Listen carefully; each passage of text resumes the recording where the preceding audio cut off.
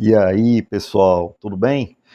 Sejam muito bem-vindos. De antemão, muito obrigado pela companhia, muito obrigado por esse nosso encontro. E hoje a gente vai fazer a resenha de um livro que caiu no esquecimento, mas, na minha opinião, é um livro extremamente relevante. A gente vai descobrir o porquê, né?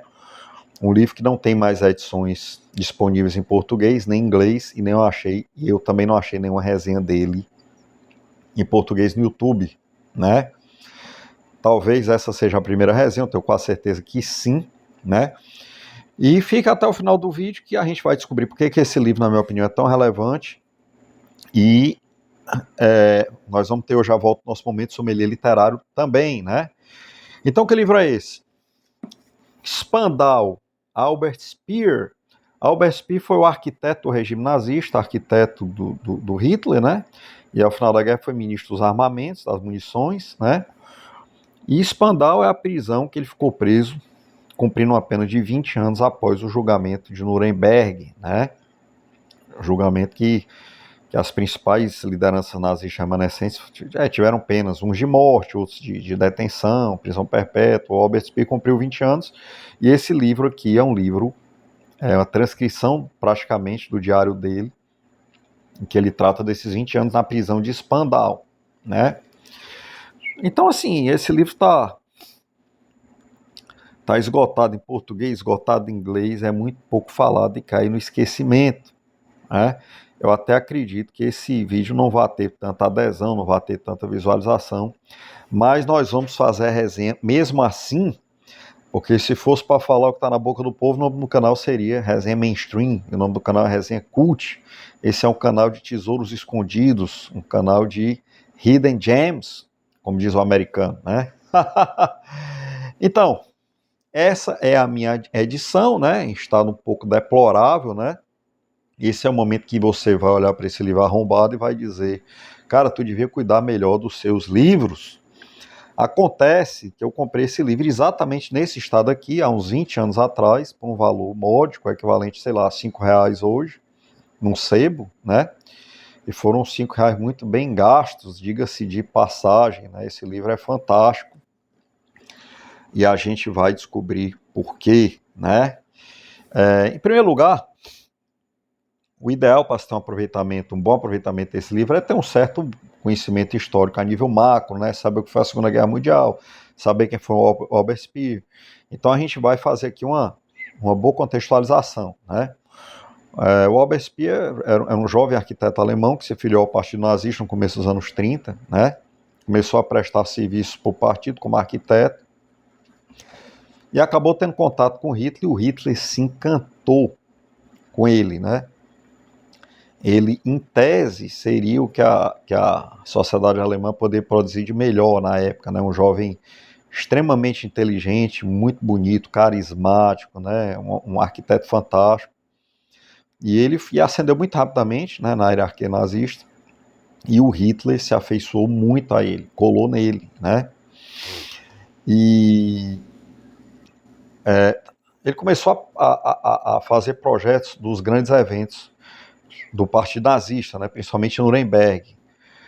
Aquela catedral de luz, toda aquela estética daqueles grandes eventos nazistas vieram do Albert Speer, né? Mas seus grandes projetos nunca saíram da prancheta, né?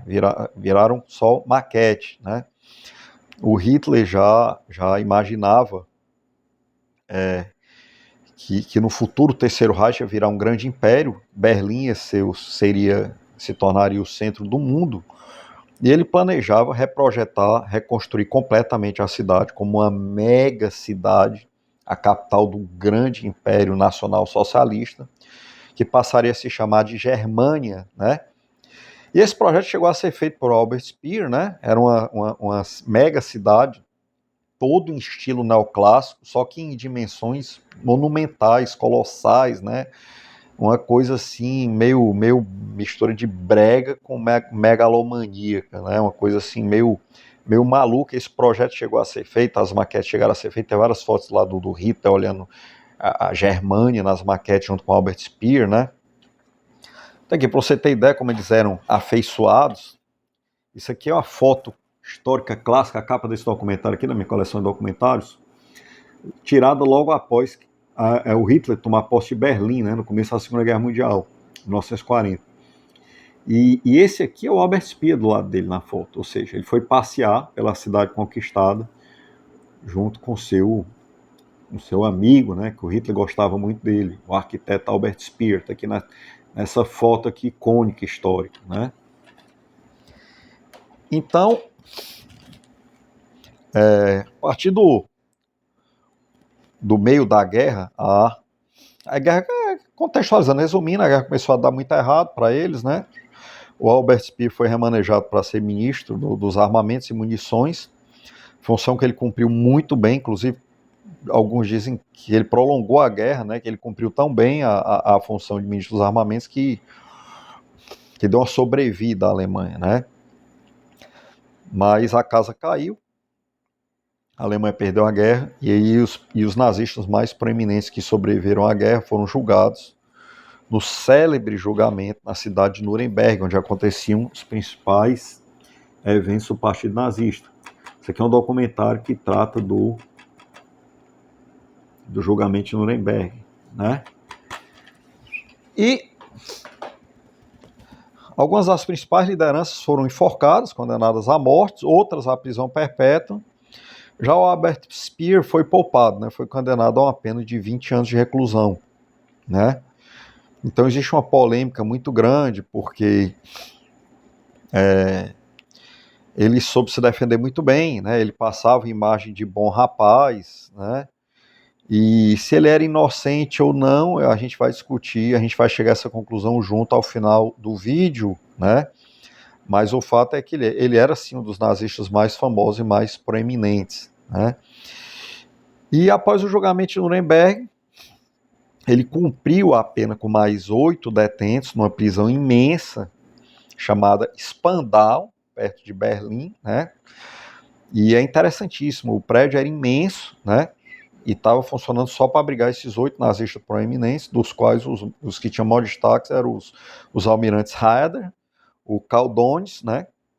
O Albert Speer, o arquiteto, e o veterano nazista Rudolf Hess, né? O Karl Dönitz era, inclusive, o herdeiro do Hitler, passou o poder, a direção do Terceiro Reich para o Karl Dönitz antes de se suicidar, né? Então, esse livro, ele é um livro muito legal de ser lido, porque é a transcrição do diário dele, são pequenos trechos narrando cada dia. E é uma microanálise que serve como uma peça-chave fantástica para entender a ascensão do regime nazista e para entender a própria psique do Adolf Hitler, né, a megalomania, a imaginação doentia do Hitler, né. O Albert Speer foi o canal pelo qual o Hitler tentou materializar as suas ideias, né, as suas ambições em relação ao que ele queria, né, para o futuro do Império, do Terceiro Reich. Então, nesse livro, a gente tem... Você sabe que um cara, quando cumpre uma pena de 20 anos numa prisão, ele tem muito tempo para pensar, né, para refletir. Então aqui a gente tem reflexões muito profundas sobre o período do regime nazista, né, nacional-socialista, reflexões muito profundas. A gente tem a interação dele com os outros nazistas proeminentes durante esses 8 anos, né? E a gente tem aspectos interessantíssimos do dia a dia deles. Vamos supor que esse livro fosse só um livro sobre 4 caras presos, não tivesse nada a ver com nazismo, nada a ver com história. Mesmo assim, ainda seria um livro bom, porque o Albert Speer era um homem extremamente inteligente, bem articulado, e ele soube descrever muito bem a rotina, né, e tudo que eles estavam passando nesse tempo, né. Então é uma microanálise assim muito detalhada, né, muito aprofundada, né. Então você vê que pequenos detalhes fazem muita diferença para eles, né. Mesmo a pena menor, que era uma pena de 20 anos, que aqui não é 20 anos com saidinha de Natal ou com redução de pena por bom comportamento, não. Ele passou 20 anos socado lá dentro, sem nada, né. Só que lá ele tinha uma biblioteca, ele tinha um jardim que eles adoravam. E o próprio Albert Speer começou a criar métodos, né, para sobreviver psicologicamente a essa pena de 20 anos. Né. Um deles, que eu achei mais interessante, era uma caminhada. Todo dia ele caminhava, anotava a distância meticulosamente, e ele se imaginava caminhando em direção ao leste, a Vladivostok, na Rússia. Então todo dia ele anotava a distância e projetava no mapa e via até onde ele tinha ido. E quando ele chegava em determinada cidade, ele tentava estudar tudo sobre aquela cidade e criar ela no imaginário dele como se ele a estivesse conhecendo, né? Então esse exercício o ajudou muito a passar por tudo isso, assim como o cultivo do jardim, assim como os livros, né? Então, assim, outra coisa interessante do dia a dia da prisão é que a administração da prisão era revezada, né, entre os quatro grandes aliados, né? Entre os Estados Unidos, a França, a União Soviética e a Inglaterra, né? Então eles tinham as suas preferências em relação a quem os comandava, né? Então no começo dos primeiros anos eles tinham muito medo dos meses que os russos passavam tomando conta da prisão, né? Eles achavam que a qualquer momento os russos poderiam matá-los e ninguém ia provocar uma guerra por causa disso, por causa de 8 velhos que estavam lá na prisão. Ninguém ia provocar uma guerra mundial por causa de oito velhos nazistas que estavam condenados lá, que tinham sim cometido crimes terríveis. Então eles tinham muito medo que os russos os matassem, né, nos primeiros anos, mas isso não aconteceu. E depois eles começaram a criar uma interação, ficaram muito amigos da maioria dos guardas, né, dos comandantes, e essa dinâmica, né, de interação humana durante esses 20 anos é muito interessante, né? Então o Albert Speer ficou preso em Spandau de 1946 a 1966, quando ele foi libertado, né? Depois ele deu várias entrevistas, escreveu alguns livros, entre eles 2 best-sellers, né? Um foi Inside the Third Reich, Por Dentro do Terceiro Reich, e o outro foi esse aqui.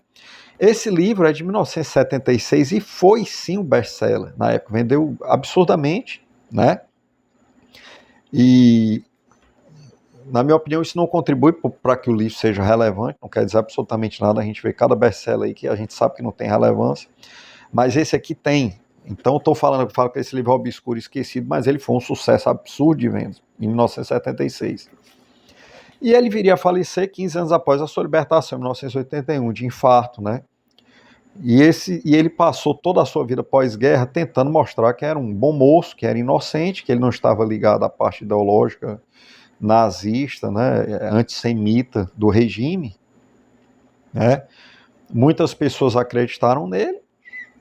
Eu tenho minhas próprias opiniões, que eu vou comentar com vocês já já, né? E a prisão de Spandau durou até a morte do último prisioneiro, que foi o Rudolf Hess, em 1987. O Rudolf Hess era um nazista veterano, estava com Hitler desde o começo, né? Meio maluco. Foi preso na Inglaterra, depois pulou de paraquedas. E é assim que ele morreu. A prisão foi demolida, porque existe uma política muito forte de desnazificação, desnazificação da Alemanha. Então eles não queriam nenhum símbolo, nenhum prédio, nem nada que pudesse dar origem a uma espécie de culto ou que lembrasse o regime. Então eles, assim que o Rudolf Hess morreu, eles derrubaram a prisão de Spandau, que era um prédio enorme. E lá hoje tem construído um shopping center, um grande estacionamento, alguma coisa desse tipo, né? E o que é que pode se dizer a respeito desse livro? Cara, é o seguinte, isso aqui é uma microanálise. O que é que eu chamo de microanálise?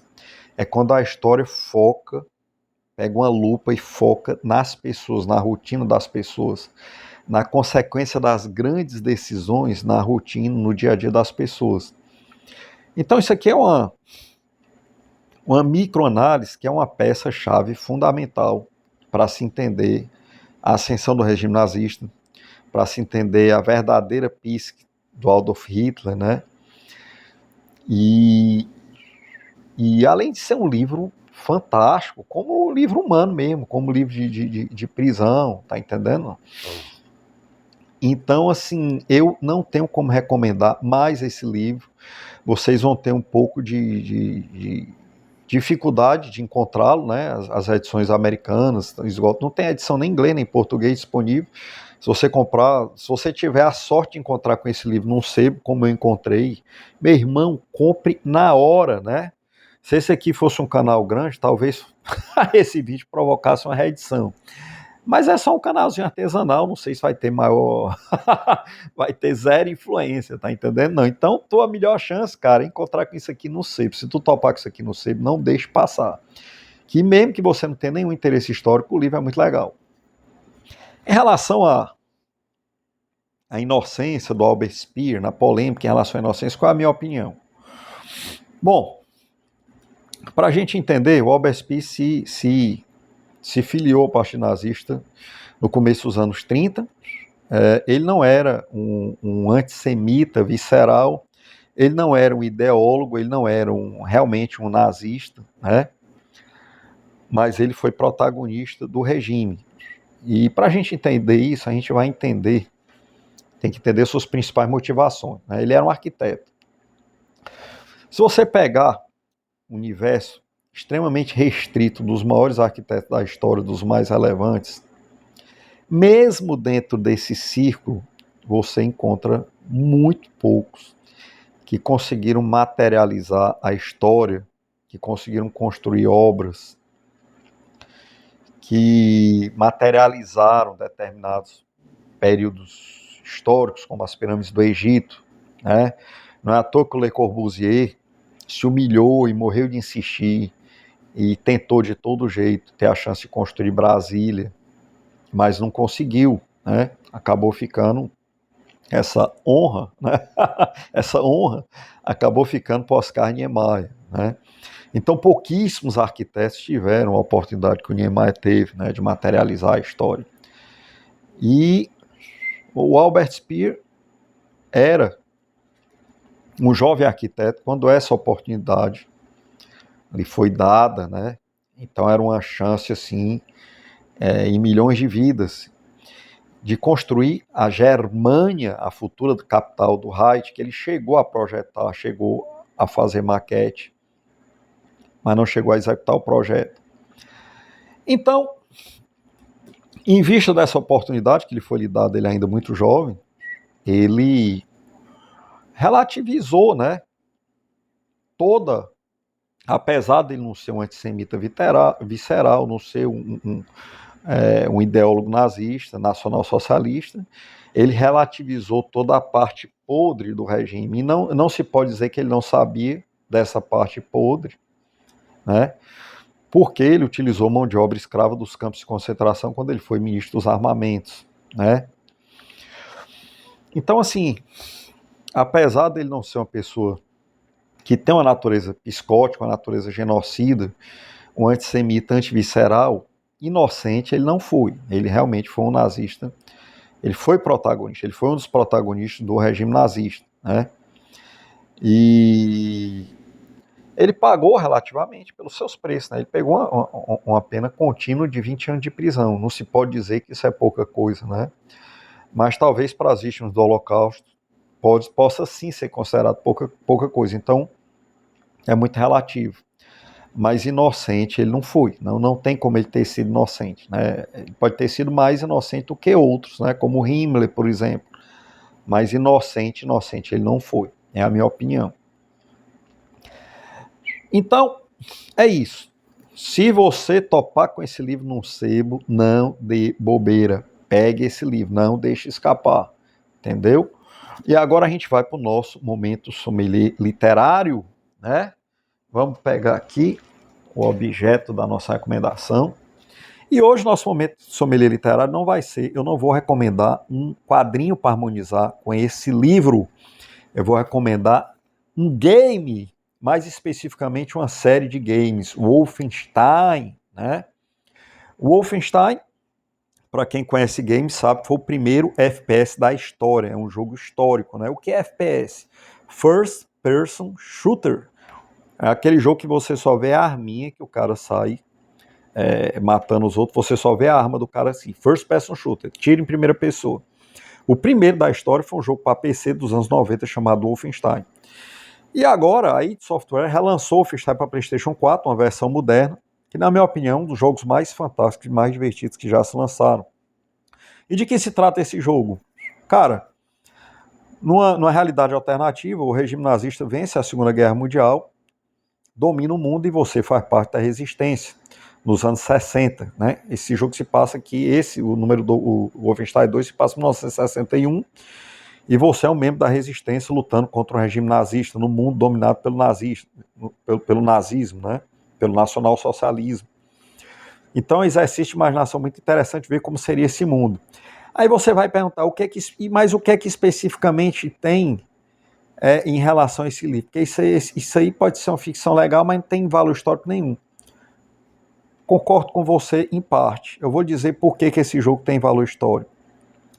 Porque é um dos poucos lugares que você consegue vislumbrar Germânia.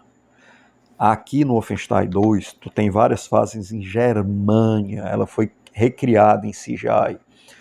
O projeto do Albert Speer para a capital do Império do Reich, que foi engavetado, né? Você pode passear por ela aqui, você pode vislumbrar ela aqui. Então ela existe virtualmente nesse jogo, e por isso que eu acho que esse jogo tem um certo valor histórico e harmoniza muito bem com esse livro, que é a sua chance de conhecer Germânia, né? A capital do Terceiro Reich, a cidade que seria construída por sobre Berlim, né? Sobre o Albert Speer faltou falar só uma coisinha. Nesse livro, embora desde o final da guerra, após o final da guerra até a sua morte, ele tenha lutado muito para passar a imagem de bom moço, de inocente e tal, etc. E nesse livro aqui não é diferente essa postura. Ele, em alguns momentos, de uma forma muito sutil, deixa transparecer uma frustração pelo seu projeto não ter sido executado, né?